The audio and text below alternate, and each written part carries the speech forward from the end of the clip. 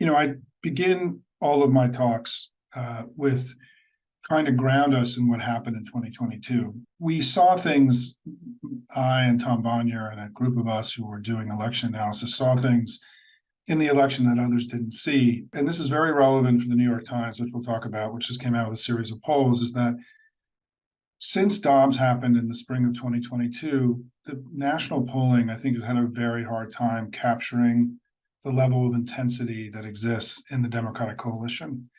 And it has constantly underestimated the performance of the Democratic Party in special elections in 2022, in voter registration numbers, and the amount of money that our family raised in 2022 in the early vote, and then in the election in 2022. And that same intensity that we saw, that Tom Bonnier and I and others saw, that was not getting well represented in polling, which generally has a hard time engaging intensity. And it's because it's polling at the end of the day is a fairly crude instrument for such a large and diverse country. 600, 700 sample poll struggles to deal with the complexity of our politics and the diversity of our country. I think that the big lesson for me is that when it's mattered, when people have voted, we continue to outperform expectations. So when you go back to 2022, there were really two elections. There was a bluer election inside the battleground states and a redder election outside the battleground states.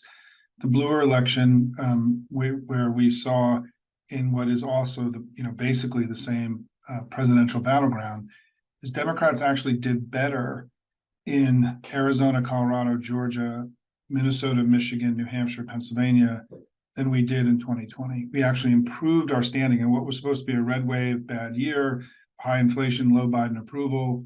We actually improved our standing in these critical battleground states. We got all the way up to 59% in Colorado, 57% in Pennsylvania, 55% in Michigan, 54% in New Hampshire. Those are remarkable performances in a good year. And we had remarkable performances in what was supposed to be a very bad year. And so what we did inside the battleground states in 2022 was extraordinary. And it's in part because the central driving force of our politics in the last three elections has been fear and opposition to MAGA, right? In whatever way it's manifested. It's what drove the election in 2018. It's what drove the election in 2020. It's what drove the election in 2022. And 2 years ago, I wrote a memo saying that I thought that the election would be close and competitive in 2022 because the Republicans had done something that you don't do in our business, is that when you have a failed politics that loses two elections in a row, usually political parties change course and try something different. And they didn't do that, right? They doubled down. They defended the insurrectionists. They became even more MAGA during the 2022 cycle. And so I always felt it was going to create a low ceiling for them and allow the election to be competitive, which it was. And we ended up having a remarkable election, right? We gained a Senate seat. We flipped 4 state legislative chambers. We gained governorships. I mean, it was really a remarkable performance. But the admonition is that where we didn't have these big campaigns, where we didn't raise these unprecedented amounts of money because the motivated Democrats all across the country, that we fell back a little bit. We fell back in New York and California and Florida and Texas. And it's an admonition, it's a reminder that they are still very loud and still very powerful. And they have the ability to drive and dictate the discourse in the United States. And so it's a reminder that even though we've had these 3 great elections, they are not without capacity. And particularly the right-wing noise machine of Fox News and all the amplification of all the propaganda that comes out of the right has become a very powerful force in American politics, arguably the most powerful force in American politics. And so as we headed into 2023, the question would be, would this basic structure that we saw in 2022 of Democrats overperforming expectations and Republicans, frankly, struggling to meet expectations, would that carry over into 2023? And it has. We now know there have been 27 special elections for the House and Senate in various states all across the country this year. Democrats have outperformed their 2020 numbers by 8 points. In the special elections in 2022 that we outperformed our 2020 numbers by 7 points, right? So very similar number. And 538 just did an analysis of a broader set of elections where we're outperforming our partisan lean, as it's called, by 7 points. By 10 points. And you saw it, right? We ended up getting to 56% in Wisconsin in the Supreme Court race. We took away Colorado Springs and Jacksonville, Florida in the spring, two of the biggest cities in the country controlled by Republicans for decades. By the way, we took away Republican cities. We got to 57% in Ohio in August.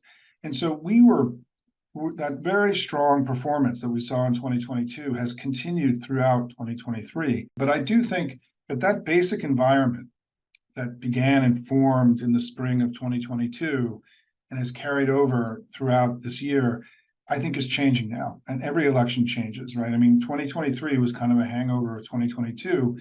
But at some point, the 2024 election was going to become the 2024 election, where it was going to start like what happened in 2022, start to have unique characteristics based on the events around us. And I think that really began in earnest on October 7th. I think there's been a fundamental new set of realities put into domestic U.S. politics because of what happened on October 7th and the barbaric acts of Hamas against the people of Israel. And you've started to see our politics start to change. And I think we're in the very early stages of that. I don't think we have any way of knowing at this point how this is all going to play out over the next 12 months. But we now are involved in two very serious conflicts in Ukraine and in the Middle East. And obviously now Joe Biden's fate as a political leader is going to be heavily tied into what happens in those two places. And these are volatile and difficult challenges, both of them. And so it means that he's becoming a little bit more of a wartime leader now, which I think over time plays to Biden's strengths. I think that where Biden's best is when he's, we talk about his age. And I'd like to say that, of course, for those of us who are formerly young, right, we know that you lose a step, whatever the line is you want to use about getting older, but you also know that you gain wisdom and experience. And that, to me, there's no question you can't unpack Biden's success as a president from his wisdom and experience. He's been successful because he's old, not in spite of it, in my view. And I think it may be that in a time of COVID and insurrection and, the Ukraine war and what's happened with Israel, having the most experienced person to ever be in the Oval Office during these enormous challenges may have been a blessing for the United States and not a curse. And so I'm optimistic that the president, who I think has been performing very, very well and navigating very difficult circumstances adroitly, will benefit from his leadership of these conflicts, particularly if they go well, right?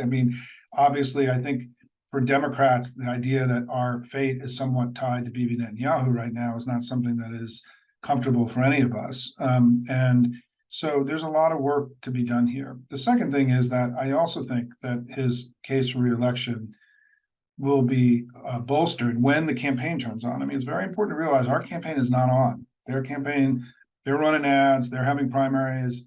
Trump has, been challenged by the courts in ways that's woken up his coalition.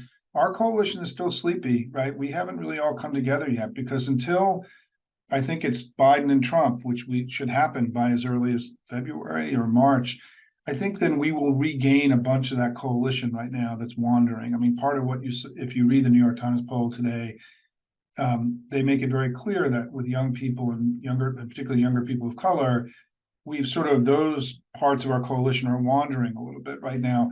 They're not going to go to Trump. And the question is, how quickly, what work do we have to do? We have work to do to rebuild the coalition that won the election in 2020. In every way possible, as you project forward into 2024, I would much rather be us than them as a strategist or as a chess player and moving chess pieces. One, Joe Biden's a good president. The country's better off. The Democratic Party is strong and we're winning elections all across the country and have a very strong bench. And then finally, them, Republicans, they have MAGA, Trump, insurrection, Dobbs, extremism, a new speaker who is among the most extremist politicians created in American politics in the last, several decades. I think it's, for us, it's very easy to see how we re-put our coalition back together. It's much harder for me to see how you sell Trump next year. and who is going to be not only further degraded because of the legal challenges, further degraded because he actually may be responsible for the greatest security breach in the history of the United States, further degraded because he tried to overturn an American election and end American democracy for all time, further degraded because he's now about to become, it appears, convicted of one of the largest financial frauds in modern American history, further degraded because of his obedience to Putin and his willingness to promote authoritarian politics. You go down the long list. As a strategist, I don't know how you sell all that stuff to voters who've already been voting against MAGA regularly 3 times. And so I'm very optimistic about what's going to happen over the next 12 months. But the Biden campaign has to turn on now. I think that, I've been a little surprised that they aren't more turned on than they are. I think that they've been husbanding money and saving money, which is a wise decision. But I don't know that they can do that anymore. I think that I think that the people are ready to get going, Let me address 2 other things, the House and the Senate and third party stuff, because I know those will come up. The House and the Senate, I'm very bullish on the House. I was the lead strategist for the TCCC in 2018 when we flipped the House. I feel really good about it. I think that, the so-called moderates, or at least let's call them the vulnerable Republicans, have taken a series of horrendous votes in places like California and New York in the last few weeks.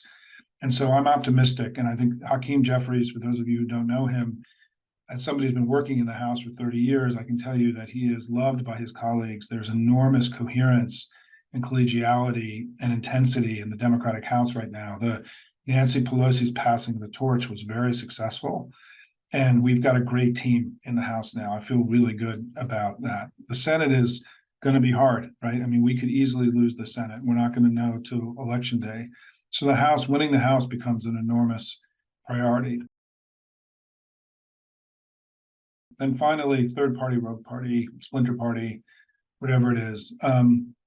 It's really important when you think about this idea of these splinter movements or third party movements to recognize that there's one splinter party movement, the Never Trump or Never MAGAs, who've proven to be muscular and very powerful, and they're aligned with us.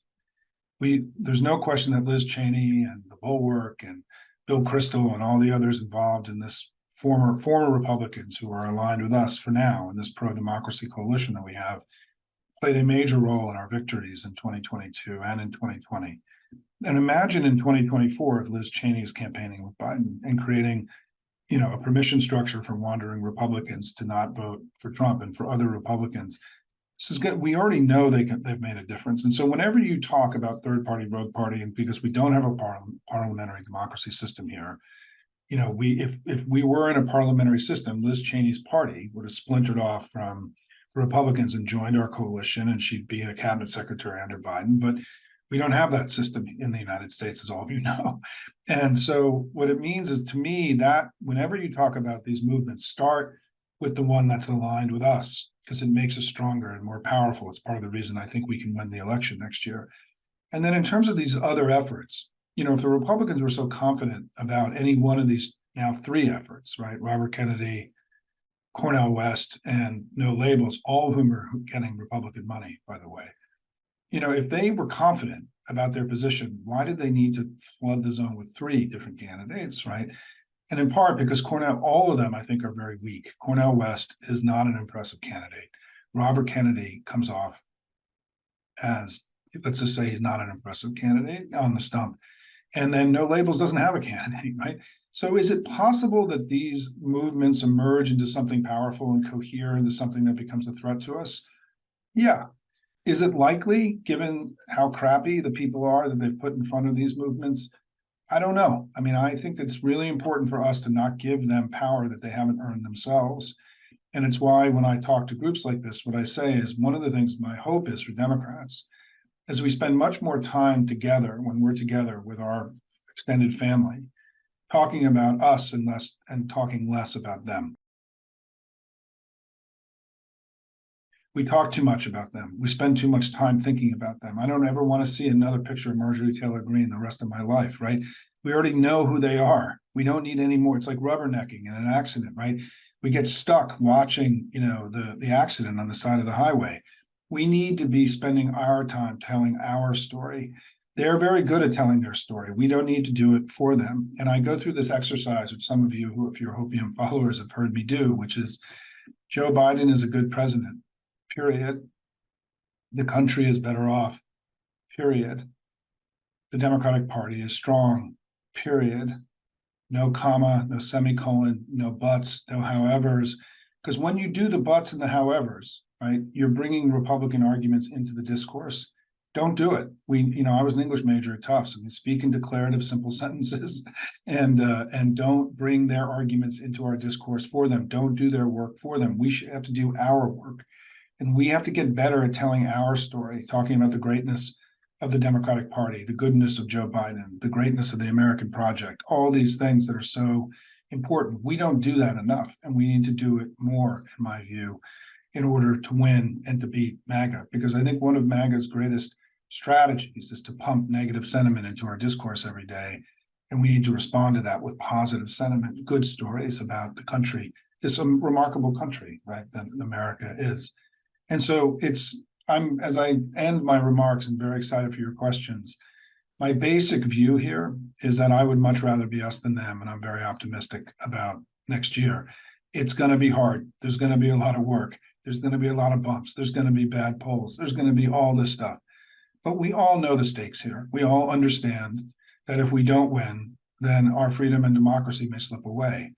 I think there are millions of Americans who understand this, and we're seeing an unprecedented outpouring of money and volunteerism in a way that would make de Tocqueville, I think, very happy, that are fueling these campaigns, giving us unprecedented amounts of money, giving us unprecedented amounts of volunteers, which are pushing our performance to the upper end of what's possible. The great story about what's happened in recent years, if there is any sort of silver lining in the Trump era of our politics in America, is that millions of people have risen up and not necessarily protesting on streets, but they're doing it through phone calling and texting and writing postcards and giving money in unprecedented ways. And that's why the Democrats continue to perform at the upper end of what's possible. It's actually a very affirming story, but it's happening because people understand the gravity of the moment. So thanks everybody so much for the opportunity to be with you today. Anxious to hear your questions and appreciate you taking time on a Sunday afternoon to talk about our great country. Well, let me characterize it slightly differently. And I have 3 Gen Z kids, right? So I'm living it every day here. I think that, first of all, Gen Z is the most politically engaged generation, and based on polling, Gen Z is the most politically engaged generation of the last 50 years. And so it's not apathy. I think it's distance from Biden. I think it's, because they voted very heavily in the 2018 midterms, they voted very heavily in the battleground states in 2022. It's that Biden feels distant to a big chunk of our coalition. And what's really important to understand is that, young people, if we're going to be successful as Democrats, in my view, we have to make young people the center of everything we do. And they have to be the center of our policy agenda, the center of our politics, the future. And the future of young people in America has to be the center of everything we do. And if we do that, I think we're going to be fine. And what's happened in other groups like yours, there have been enormous efforts made to reach out to young people, to invite them to events, to create programming around them, to make them more welcome. I can connect you. I think even part of the reason we're even here, right, is because there's been work like this done in Oregon, for example, right? I mean, and for the Oregon team that's here. But it's really important that it becomes from the heart and real, and not what we call outreach, right? Outreach to me is always kind of a pejorative term. It's about making young people the center of everything we do. And the truth is, the story we have for young people is very compelling, right? I mean, we are on the right side of climate change and gun safety and abortion, which is a huge issue for young people in the United States, right? And on on creating opportunity, the investments that Biden has made in these three large bills that we have. I mean, I think we have a very strong story to tell to young people. I think that Biden is always going to struggle a little bit with making that connection to young people. And that's why, for those of you who follow my work at Hopium, I've made the argument that we need to do this structurally. This is something the whole party has to do. We can't just expect that somehow Biden is going to become somebody different to young people than he is. And we're going to have to do it based on issues. We're going to have to do it with peer-based organizing and them seeing other young Democrats, people that they feel more connected to. I mean, I can tell you my three kids are 23, 21, and 18. And, even though I work in the business, my wife works in the White House and everything, and I'm here in DC, I still think they're kind of amazed that Biden's running again, right? And so I think that once it's really Biden and Trump, I think some of those wandering folks will just come back in once it's really clear that it's those two folks. Because think about what Trump represents for young people in America, right? He's pro-fossil fuels. I mean, he wants the planet to be warmer. He wants more kids to die in schools. He wants 10-year-olds to give birth. He wants, it's more likely now that if you're a 24-year-old married woman in many states in the country, you're more likely to die in childbirth than you were before, or if you become pregnant. I mean, the work that, he's openly anti-democratic and wants to end American democracy. I mean, I joke that Trump's campaign slogan is going to be, "I almost ended American democracy in 2022. And if you elect me this time, I'll finish the job," right? And so I don't think that guy and what he represents is going to appeal to young people. The question is, how much can we bring young people back into our coalition and make them the center of everything we do? And I think I'm optimistic this is doable, right? And it's interesting that in the New York Times poll, and I just want to say, there are a lot of problems with that poll. I'm not going to go through it. I'm not going to litigate every poll. Otherwise, I wouldn't be doing anything else with my life.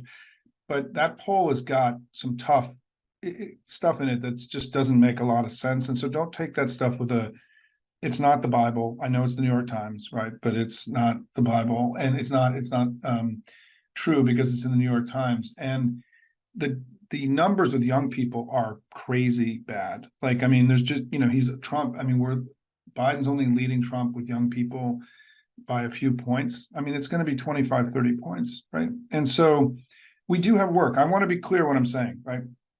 We have work to do, but it's doable work. It's work that we can do and that we know how to do and that we're well positioned to do. And I'm not surprised that a year out from the election, when we don't have a primary, that there are parts of our coalition that are wandering. I don't think that should be surprising to anybody. But it's why the campaign needs to turn on and start communicating and talking to those folks. By the way, in the House races, for example, we've had a lot of House polling since the new speaker came in. We're doing very well with all those voters, right? And so I'm very optimistic that Biden has the pieces and the tools that he needs to have a really good election, and that we can have a really good election. But we got to do the work, and it's not guaranteed, right? Like our success is not guaranteed. We all know that. We've been through 2016. We've been through 2000.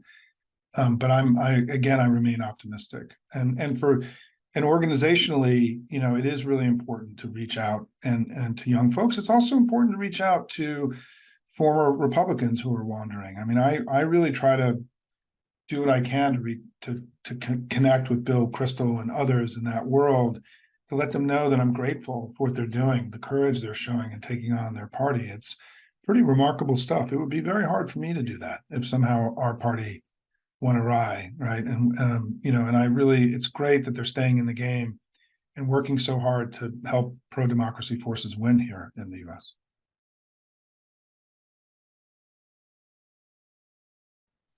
Well, one of the most fascinating things in this New York Times poll is that she's polling better than Biden in the poll, and doing better with people of color and young people in particular. Look, I think something's very important is happening with the vice president, and I've known her for 20 years, and is that she was always among the most charismatic and kind of capable politicians that I've ever been around. And I think that, in the first 2 years, she was, for whatever reason, and there'll be books written about this, I think that she was not given as much opportunity to be a traditional vice president as others had been. And I think that's really changed. And I think she's growing in the job. You can see it in her body language, in her confidence, in her, she's traveling abroad now all the time, doing international meetings. She's, managing large parts of the domestic portfolio for the president now. She's really growing, she's becoming a much more powerful and bigger figure. Excuse me. And which is really important because the whole purpose of the vice president is she has to be ready in case anything happens to the president, right? So, it's and I think that so I feel like she's going through a period of maturation and growth as a politician that is really very positive and very encouraging to me as somebody who's known her a long time. I feel like she sort of found herself. She seems comfortable. She's not, there were periods in the early days where she felt awkward, right? And remember, Joe Biden, when he became the vice president for Barack Obama, had been in the Senate for a long time. She had been an attorney general. She had been essentially a lawyer up until very recently. I mean, she wasn't a traditional state senator, governor, congressman, right? The issues she managed were narrow in our political, just in our political system. And so it's possible that narrowness caused her to be a little bit uncertain in the early days, right? But I think that she's doing really well now, and I'm really pleased. And I want to say that in general, particularly for older folks, I was just on James Carville's podcast recently, and I worked for James in the '92 campaign. I was in the war room. I'm in the movie, all that stuff, the ancient war room stuff. And James and I talked about how we think the Democratic Party today and its leaders is stronger than any time that we've been in Democratic politics. When you go and look at Kamala and Gavin Newsom and Gretchen Whitmer and Josh Shapiro, make your own list, right? There's a long list. It's incredible. I mean, the next 20 to 25 politicians down from Biden are really like extraordinary, and certainly compared to the bozos that are running on the Republican side right now. I mean, it's unbelievable how Star Wars bar like the Republican primary debate has been. And you put, our folks like Josh Shapiro and Gretchen Whitmer and Gavin up against those guys, right? It's just a joke, right? So it's one of the reasons we need to be very optimistic about the generational turn that has begun in our party, the party of Clinton and Biden and Bernie Sanders in Nancy Pelosi is giving way to the next party. That process began with Hakeem, right? And I will tell you that these people, I've been doing this a long time. They're super talented and very smart and very committed and together, and just their heads are on straight. And our party is very strong. I'm very optimistic about what's going to happen over the next 10 to 20 years. We're in good hands as we go through this generational turn in the coming years. The answer to that question is the same answer to what do we do about the third parties and what do we do about many things, which is we have to build up Joe Biden and the Democrats, right? We have to win this election. I mean, I have written a memo called Get to 55, where I argue that Democrats should be shooting to try to win the election by 10 points. And you say, Simon, that's crazy, right? How can we even imagine that, right? But, from 1992 to 2004, in those four elections, we averaged 47% of the vote. In the last four presidential elections, after we adopted a new demographic strategy that leaned into, at that point, young people, millennials, and to Hispanics, we've averaged 51% of the vote. We jumped 4 points. And I want to remind everybody that averaging 51% of the vote over four elections, the last time we did that was under FDR's presidency, right? We are in the best popular vote run that we've had as a party since the 30s and 40s. Democrats have won more votes in 7 out of 8 of the last presidential elections. No other political party has done that in American history, right? So if there is a majority party in America, it's us, it's not them. It's not a center-right country. We're a center-left nation. And so to me, so much of what this election has to be about is us amplifying and getting louder about the good works of Joe Biden and the Democrats, being loud and proud, as I call it. And part of what I do at Hopium is I'm providing lots of material for you to become an information warrior for your democracy and to help amplify our works. And let me give you an example, right? I worked in the war room 31 years ago.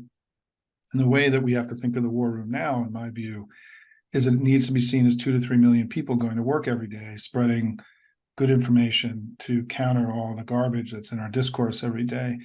And if 2 to 3 million people reach 10 people each every day, right, that's 20, 30 million people. How many people did Tucker Carlson reach every night in his heyday? He reached 3 million people, 3 million, right? So we have more agency and power, in my view, than we understand. I don't think the party has asked its supporters to become information warriors. So I'm asking you to do it. I'm asking you and giving you permission tonight, based on my dog Tug over my shoulder here, who's the patron saint of my work, is I'm giving you permission to become an information warrior for your democracy, and to not only do the work you do in elections, but to also continue to spread positive information about our country and our party and our president through your networks in whatever way is comfortable, right? It's just more is more, and we need more of it. And I think that we can't be so powerless in the face of their propaganda machine. We have to fight back. We've been very effective at fighting back in campaigns and winning elections. We now have to add a second muscle, which is to be louder in our daily discourse here in the United States. And so that's part of what I do with my Hopium Chronicles, where my organization was like a private think tank for Democrats that advised senators and House members and the party committees. Now I'm turning all that information out to the public and making it free and available to people all around the country who want to become more effective at fighting to make sure their democracy, that freedom and democracy prevail over the threat right now. And so that's part of what we do in our Hopium community. So if you join, it's free, right? You get lots of information that will make you a more effective information warrior for your democracy.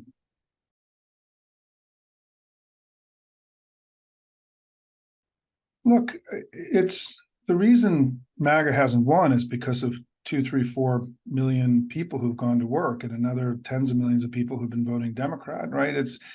This is a bottom up. This pro-democracy movement that we're all part of is a bottom-up revolution. It's and movement. It's not a top-down one, and that's very I talk about how the Republican Party, in the way their campaigns work, their formal federal campaigns are shrinking, and more of their money is going to these these outside super PACs, and because their party is becoming more aligned with oligarchy, right? Like literally, it's becoming a party of oligarchs, and that's how they raise their money.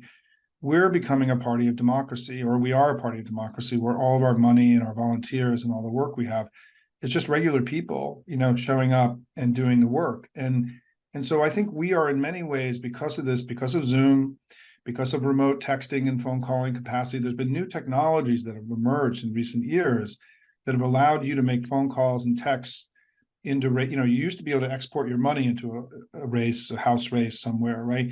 Now you can make phone calls and GOTV calls. And, for example, if any of you want to call into Virginia tomorrow, we could use your help. I mean, I've been working really hard in Virginia.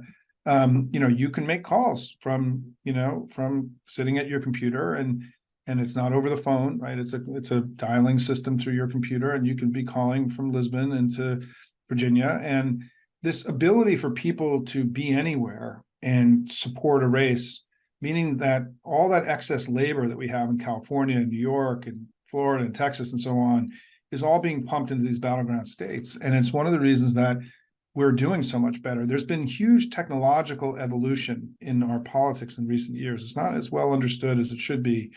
That's made our party stronger than it's ever been. And so, yes, do not wait. It's the Kennedy line, right? Don't ask what you can do for what your country can do for you. What can you do for your party? I guess I don't want to, say it that exactly that way, but there's a sense of that, which is, if we're going to beat MAGA, we got to do it, and we've been doing it. We just got to do it again. We got to keep doing it. And if we beat them by 10 points, hopefully, it will be seen as such a repudiation of that politics that Republicans will start to move away from it. Let's hope, right? I mean, that's the goal. The central way that we defeat MAGA is we have to run up the score in the next election.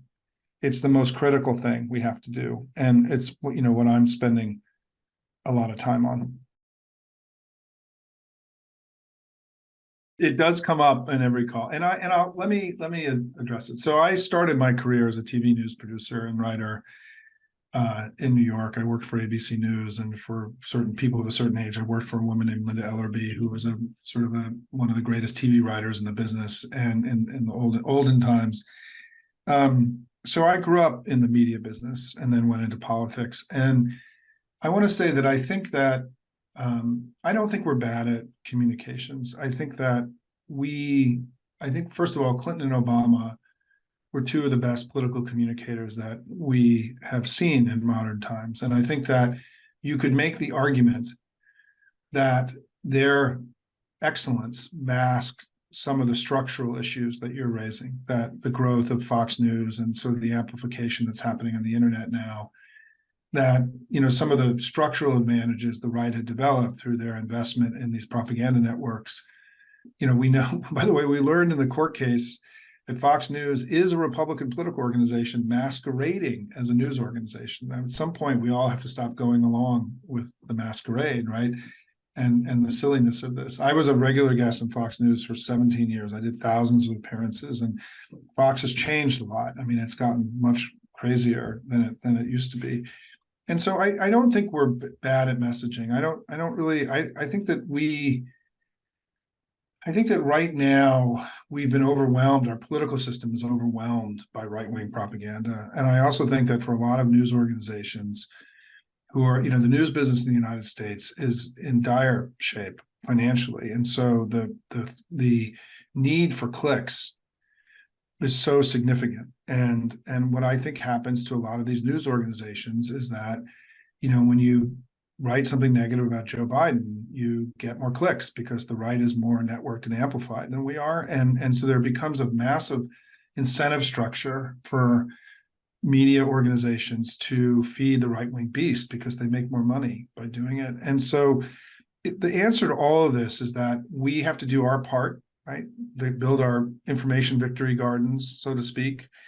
And we also need to promote new organizations that I think are innovating, like Midas Touch, like Courier Newsroom, like Deep State Radio, Pod Save America, Resolute Square. We have to build out our own media also, which is something that I think Democrats were hesitant to do because we saw media as something to be influenced. Republicans saw media as something to own. They viewed media very differently than us. Media was part of what their political system was. The most powerful political organization in the Republican Party is Fox News. It's far more powerful than the RNC, right? So they've a party that had two former actors, or reality TV stars, or whatever the hell Trump was, Reagan and Trump, has just been, I think, viewed the relationship to media differently than we do. And we have to evolve and change, right? We're being out hustled a little bit by them, and we got to play catch up. So it's one of the reasons why, if you're part of the Hopium world, you get to meet some of these other people who are, creating this new media. And certainly Substack itself is a powerful new platform. What I love about Substack is you can do video. I mean, just the way information is conveyed, the graphics, the words, the video, the way they're mixed together. Part of the reason I jumped to Substack is that I feel like, as somebody who knows the business and was a comms guy in our business, Substack's a powerful new tool for us. And I felt like I had to walk the walk and do it myself, and so I shut down my old organization, and I'm trying to reinvent the forum to be louder and more effective. But it's really, I think the critical thing is we have to stop waiting for the party or Joe Biden, and we have to do it ourselves. And it's a huge change in mindset. But I will tell you that I'll tell you a story.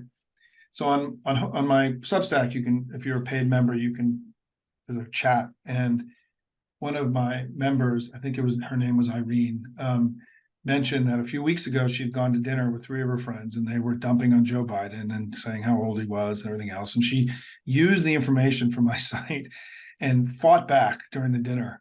And by the end of the dinner, they'd all come around. And, it's just three people. But if a million of us do that every day, right, the power of that is incredible. And so I think we have more power than we understand. And I think we have to take the responsibility. And certainly I think when, it's also, if you're scared about your democracy, the thing isn't to curl up in a ball is to go fight, right? And I'm trying to give everyone more tools and to go be effective warriors for their country. Well, let me express a sentiment, and it's particularly relevant, I think, to people who live in Europe.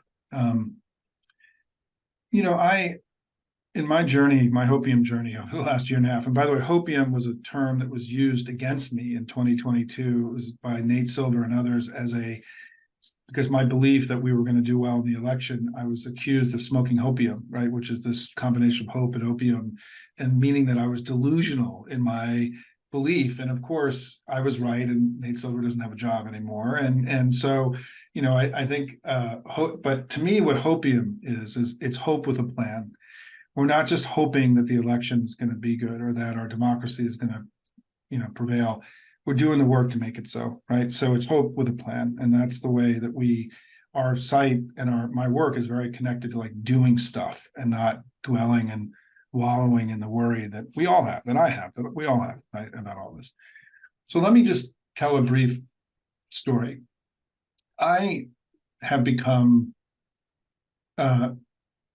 I've spent a lot of time thinking about the Four Freedoms speech that FDR gave in January of 1941. And I talk about it a lot on our site. And because I think it's the most important political speech ever given in American English, because it laid out a vision for the world to be built upon, after World War II, to be built upon freedom and not dominion, not authoritarianism. But it was essentially extending the American theory of government and how we organize society to the rest of the world, right? It was an exporting of, and the Four Freedoms were in the Atlantic Charter, and they were in the foundation, they're in the UN Charter and the Universal Declaration of Human Rights in 1948, and literally the entire modern world that we all know, the global liberal order or whatever we call it, is built upon FDR's Four Freedoms. And during that period, from World War II on to today, that world that we imagined and built has created a golden age in human history. There's never been a better time to be alive than it's been in recent years. We've seen more people living under democracies than any time in human history. We've seen, extreme poverty go to levels that have never been matched in human history. We've seen life expectancy, amazingly, global life expectancy at the end of World War II was 45 years. It's now 71 years. All around the world. We know that more people have the opportunity to contribute, people of color, women, groups, minority groups, all around the world, more so today than any time in human history. And we did that. The Democratic Party did that.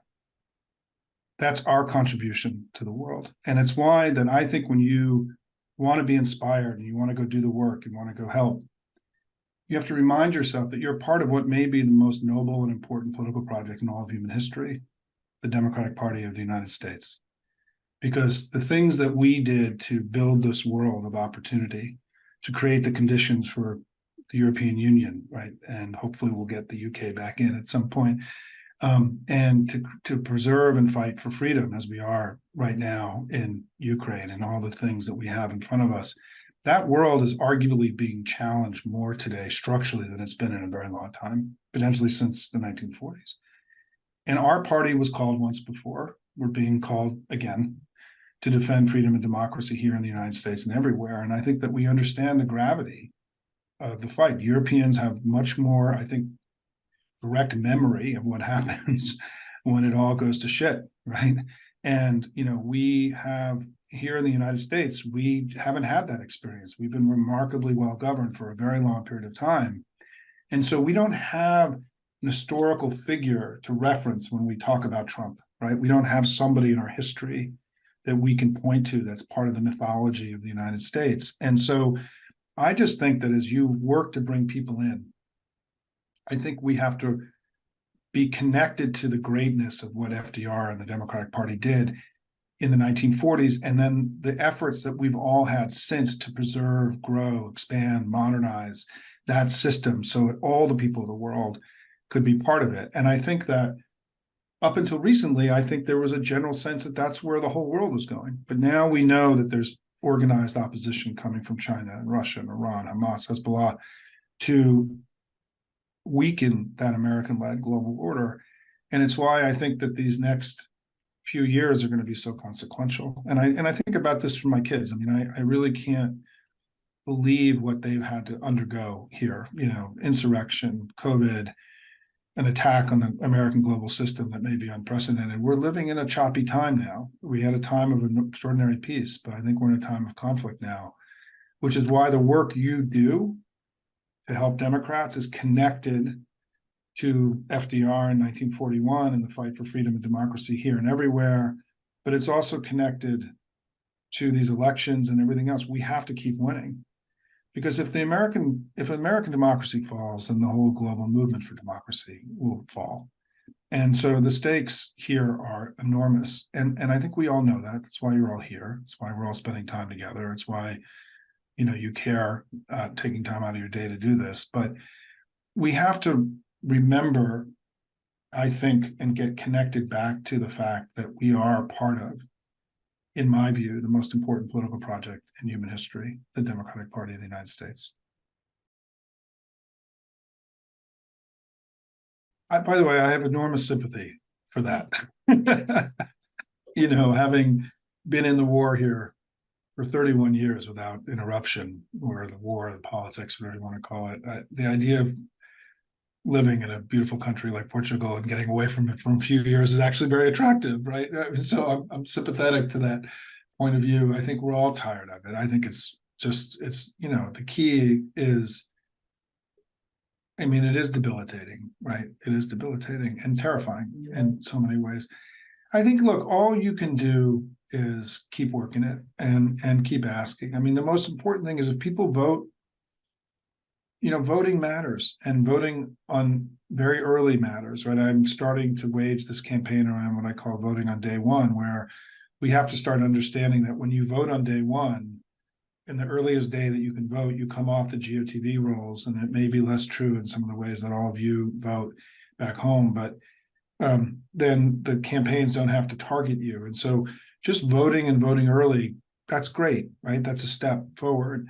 I think what you'll find in any kind of political activism is that, you, first of all, I think doing Zoom events like this are really important. I think a lot of the ways that groups have developed in the United States have been through creating meaningful dialogue online in a way that was impossible before, right? I mean, I think one of the reasons we've seen this explosion of citizen activism is that being able to sit in a conversation like this, once a month, once a week, whatever, you get much more connected to the political stuff, right? Like it becomes more material, and the characters and the people, it's not as distant and far away because of Zoom and Skype and others. And so I think creating regular programming is really important to give people and giving them access to the video afterwards and so on. But you just have to keep trying, right? And not everyone, look, I mean, 70, 80 million people vote Democrat. We have Democratic, we have 4 million donors. That means that, the overwhelming majority of people who vote for us don't participate in any way. But the key is to make that circle of activism bigger and bigger, to have it continue to grow. And it's like any project, right? You got to start from where you are and grow out. And I think if you produce good content, if you and I think you've done a great job. There's been a very respectful discussion tonight, and give people a way to connect. And I think what everybody knows implicitly is they know that that in Europe, in particular, given what's happening with Ukraine and given what's happened in the history of Europe, that this notion that things that are happening far away won't affect me eventually is not real. Right? I mean, it's not, we know that from history. It's easy as a young person to see it that way, right? But I think more mature people understand that there's fragility to all this right now, and even just Brexit and the war in Ukraine and Orban. I mean, the European Union is pretty solid right now, but it's been bumpy and had issues. And so, I think we just have to keep making the case. And let me say one of the things that to me, for Democrats, there are two big projects ahead of us that are new and different from what we've been talking about over the last 20, 30 years. One is this fight for democracy. The other is climate change. And I think for one way to bring young people in and to expand your circle is to have climate-oriented programming too, because making sure the planet doesn't warm is as existential as preserving our democracy right now. And there's a lot of good news. I mean, the way that Europe has responded to the Ukraine war has been, I think, probably shocked the Saudis and the Russians in ways. The transformation that we've seen, right, in Europe. Here, the IRA bill. I mean, let me just give you one other thing. So Joe Biden's probably done more to battle climate change than any human being who's lived in the last 50 years. I make that case, right? Because the IRA that we passed, which is a terrible name, I call it the climate bill, has created more investment forward in new technologies and in the energy transition than any other single set of investments we've ever had. And what we've seen is we're seeing private sector matching some of that investment, and then it's caused Europe, right, to have to start investing to catch up because they don't want to be left behind. And so it's created this cascading set of global investments that are accelerating the date, from when we will leave fossil fuels to the next energy, the energy infrastructure. And it's one of the reasons why, in that theory of the energy transition, one of the big questions was, would the global powers who had their power through oil, would they transition with us or would they fight? And what we're seeing is they're fighting, right? I mean, Russia, you could argue Ukraine's a climate war, and what's happening in the Middle East is a climate war. I mean, these are declining powers who understand their power is slipping away. They know that Joe Biden has done more to move that date when we transition, closer to today. No one's done more to do that than Joe Biden. And it's why there's so much desperation in Trump. I mean, Putin is acting as a desperate, wounded man, taking enormous risks, right, for his country. He's losing enormous numbers of people. And he just blew up. He's now outed himself as a backer of Hamas and Hezbollah and Iran in the Middle East in a way that's going to be very consequential with his relationships with the Gulf Arab states and Saudi Arabia and OPEC, right? So I'll just say that I think that my counsel about this is that we do have these two big projects now, and they're existential, and we've got to get it right. And the good news is there's a lot of good news happening here in the U.S. about the energy transition, and much more so than you probably get in the media over there. And so I'm very optimistic about what we've been able to do there. And let me close by saying that I just want to, if I can leave you with one basic sentiment, right, is that I would much rather be us than them. And I mean that in every way, right? I mean that not just politically, but morally, in terms of our commitment to good governance, to our supporting of the global liberal order, the fight to give people of the world opportunity and not dominion. The stakes are very high here. And so I'm really grateful for the opportunity to be with all of you. Let me know how I can help in the coming months. Just stay in touch, become part of the Hopium community, where you'll get this kind of data-informed optimism, right, about our country in spite of it all, right? And thank you for all the work that all of you are doing. Simon, thank you so much. I know everybody on this call, they're all muted, so they can't say anything, but we're super grateful for your time and your insights and your smarts and your work and your inspiration. So thank you.